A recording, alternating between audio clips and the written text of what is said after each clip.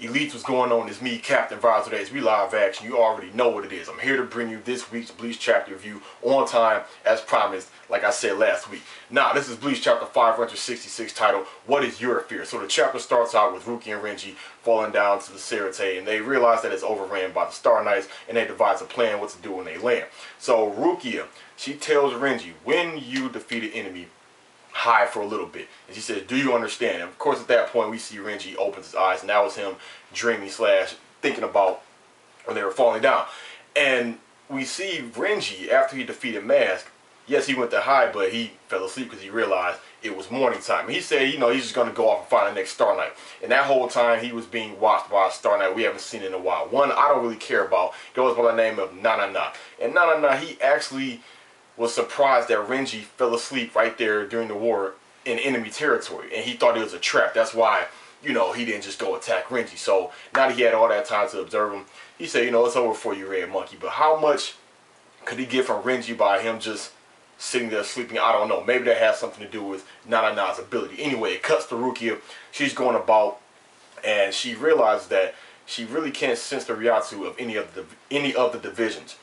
But she said she was glad she was able to run into Isane, and because of that, Kensei and Rose were able to seek medical attention. So, actually it shows Rose, but also if you look at the other panel, you see two bodies, and it's obvious that is Kensei.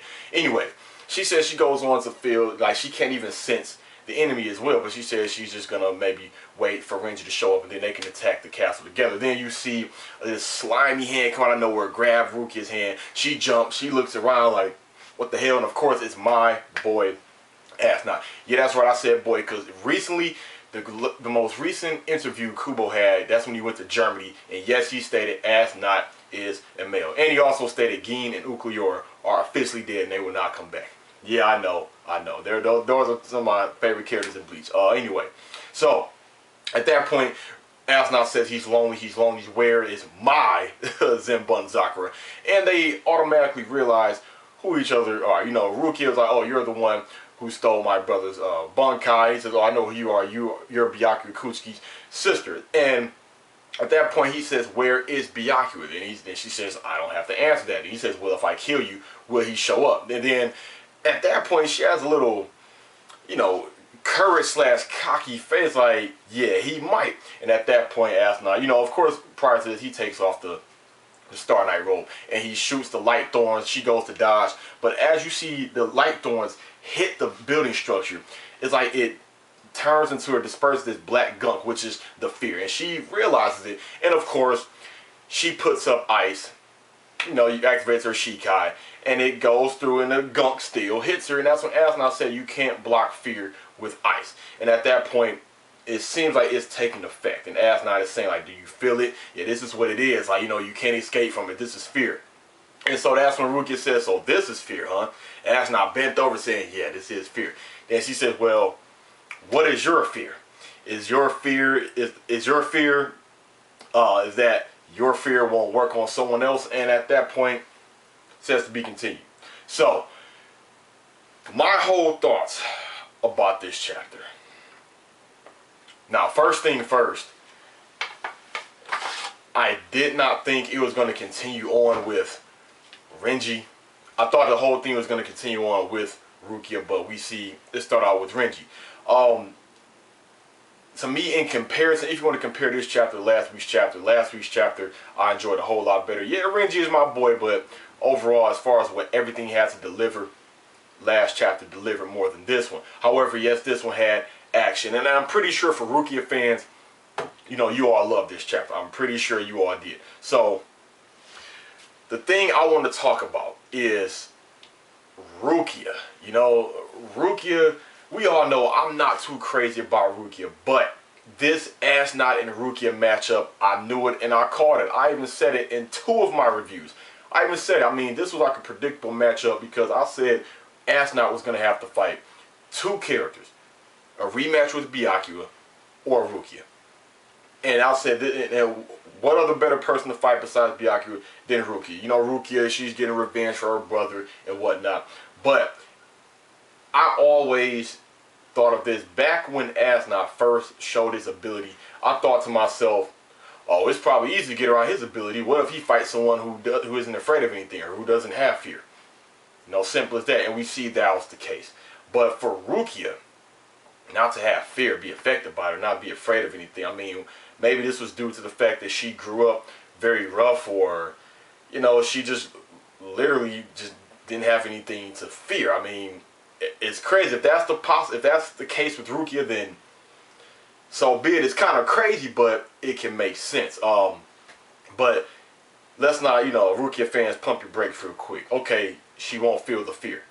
She still has to be strong enough to defeat Asna. And I know what you're thinking. Well, she had the training. She had the training. Of course, she's stronger now. But we're gonna see, you know, how this goes, because this whole fear thing, this is Asnat's signature ability. This is not his only ability. He's still a Quincy, all right? He's still a Star Knight, you know. And hopefully Rukia, she can bypass his blue vein. She can withstand the blue artery. What else? He still has a final holy form, you know. It's still quite a few things Asnat has. All we've seen him do is disperse fear, disperse fear. We don't know what other techniques he has, you know. But as far as Rukia, you know, maybe she obtained a Bunkai. Maybe that'd be her way of winning. But say if she does lose, because this is how it can go. She can lose, and here comes Byakuya. Get revenge / rematch. Or she can beat Asnat and avenge Byakuya. That can how it go. Or it can be a team up.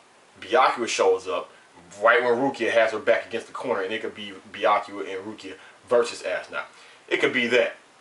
But either way, I would love to see my boy Byakuya return back into the battle. But who knows if that'll happen. I think, excuse me, I think Kubo may give this one to Rukia because, I mean, she hasn't had a successful victory in quite a long time.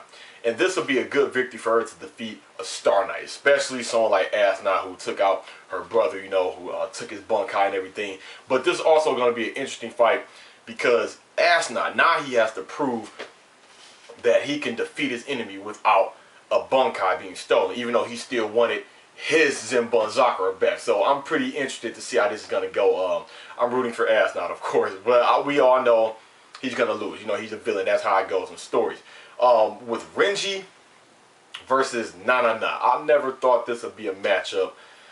I mean, Nana, he just looks so damn stupid, man. I'm sorry. He just does to me. He just does. Who would I think would take this battle? I think for interesting purposes, it may be an ability that he has that can push Renji up against the wall, give him a challenge, even if Renji goes Bunkai. I honestly believe that. Unfortunately, we see Rose is not dead. The reason why I say unfortunately, it's one of them things we always see in Bleach. We think someone is dead and then they're alive. We think they're dead and then they end up being alive. I guess Kubo didn't want to kill off Rose, but yet he wanted to give the impact of how strong, you know, Mask's Starbeam was, or give people that impact of, oh my god, you know, is he dead, is he alive, is he dead, is he alive? And this makes you think back to Kira, which I'm still thinking that Kira is dead, because after what happened to him, we haven't seen him ever since. And yeah, I think Kira is dead. But it's good that my boy Kensei is still alive. I will say that. But if he was to die, that'd be messed up. Like I said, character deaths are good for the story.